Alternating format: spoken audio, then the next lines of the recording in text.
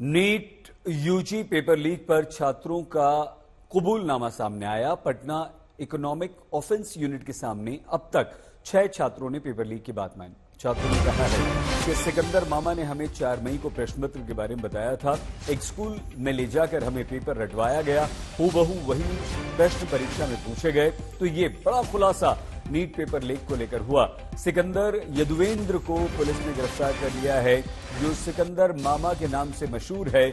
और इसी सिकंदर मामा ने कुछ बच्चों को उत्तर रटवाए थे। बच्चों ने यह कहा कि जो प्रश्न पत्र हमें मिला था वही पेपर में भी आया, यानी कि हमें पहले ही वो प्रश्न दे दिए गए थे, उनके उत्तर हमें बता दिए गए थे, उनके उत्तर को हमें रटवाया गया था। और जब हम एग्जाम लिखने गए तो वही पेपर आया जो हमें सिकंदर मामा ने पहले दिया था, और जो उत्तर हमें रटवाए गए थे वही उत्तर हम लिखकर आए हैं।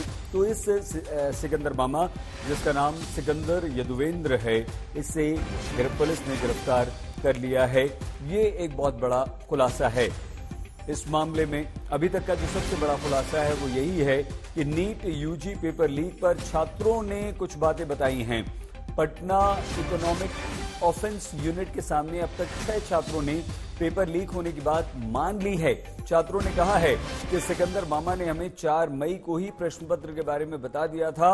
एक स्कूल में ले जाकर हमें पेपर रटवा भी दिया था और वही के वही प्रश्न परीक्षा में हमसे पूछे गए। तो ये बड़ा खुलासा नीट पेपर लीक को लेकर इस समय हुआ है, और इसमें सिकंदर यदुवेंद्र को पुलिस ने गिरफ्तार कर लिया है। तो बड़ा यहां पर यह खुलासा हुआ, जिसमें 6 छात्रों ने पेपर लीक और उन्हें पेपर पहले मिल जाने की बात को माना है। और उसके बाद ये भी कहा कि वही प्रश्न जो हमें बताए गए थे, जो प्रश्न हमें रटवाए गए थे, जिन प्रश्नों के उत्तर हमें रटवाए गए थे, वही कि वही हमारे परीक्षा में आया।